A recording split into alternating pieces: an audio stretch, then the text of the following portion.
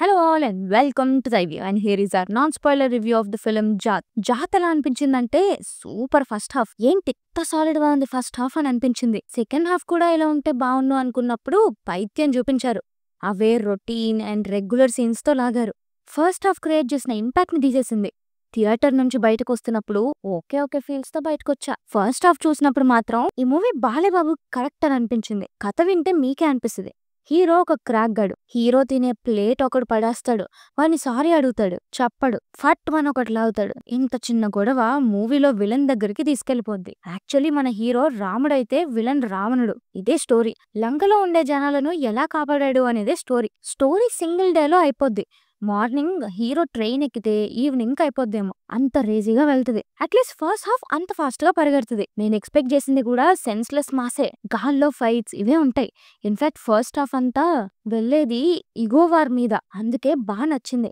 Second half usual saviour plot. ఇలా story పడిపోతున్నప్పుడు కొత్త reveal చేస్తారు. కానీ అవునా సూపర్ రివీల్ సార్, మా గంట ముందు ఇలాంటిదేదో అవుతుందని తెలిసే అని ఫీల్ అవుతారు. అంత రెగ్యులర్ గా ఉంటాయి రివీల్స్. ఫస్ట్ హాఫ్ అంతా బాగా రాసి సెకండ్ హాఫ్ ఎందుకు ఇలా సీరియస్ గా తీసుకోరో అర్థం కాదు. కానీ ఒకటి మాత్రం చెప్పగలను, సన్నీ డియోల్ స్క్రీన్ ప్రెజెన్స్ ని పర్ఫెక్ట్ గా యూజ్ చేసుకున్నారు. గోపిచంద్ మల్లేని, రణదీప్ కూడా రోల్ బాగుంది. విలన్ కి ఎలివేషన్ స్టార్టింగ్ లో ఇస్తారు, అవి బాగున్నాయి. విలన్ ఈ విలన్ నమ్మేస్తాం. కానీ ఇవే ఎలివేషన్లు సెకండ్ హాఫ్ లో ఇస్తున్నప్పుడు అంటే హీరోకి ఆపోజిట్ ఫోర్స్ అని ప్రూవ్ చేయడానికి ఇస్తున్నట్టు ఉంటది. రెజినా రోల్ కొత్తగా ఉంటది. ఇనీషియల్ గా ఇంపాక్ట్ ఉన్నా కథ ప్రోగ్రెస్ అయ్యే కొద్దీ ఇంపాక్ట్ తగ్గిపోద్ది. ఈ క్యారెక్టర్ లో పొటెన్షియల్ ఎక్స్ప్లోర్ చేయలేదు. పోలీస్ ఉమెన్ గ్యాంగ్ బాగా చేశారు, వాళ్ళ రోల్స్ బాగున్నాయి. ఇంకా మూవీకి ఇంకో అడ్వాంటేజ్ మన తమనన్న అలా వినపడుతూనే ఉంటాడు. ఎలివేషన్స్ సరిగ్గా ఇస్తారు. మూవీకి ఒక ఎనర్జీ తెచ్చే తమనన్నే, అంతే. ఇవే ప్లస్లు. జగపతి బాబుని ఎందుకు తెచ్చారు, రమ్యకృష్ణని ఎందుకు తెచ్చారు అర్థం కాలే. వాళ్ళున్నా లేకున్నా స్టోరీ సేమే ఉంటది. గోపిచంద్ మల్లేని గారిలో మంచి కమర్షియల్ ఎలిమెంట్స్ తెలిసిన డైరెక్టర్ ఉన్నారు. బట్ ఆయన ఫస్ట్ హాఫ్ బాగా రాసేసుకుంటారు. సెకండ్ హాఫ్ అంత సాలిడ్ గా రాసుకోవటంలే. లాస్ట్ ఫిలిం క్రాక్ అనుకుంటా. ఫస్ట్ హాఫ్ మీద సెకండ్ హాఫ్ బాగుంది అనిపించింది. వీరసింహారెడ్డి కూడా ఫస్ట్ హాఫ్ చాలా బాగుంటది.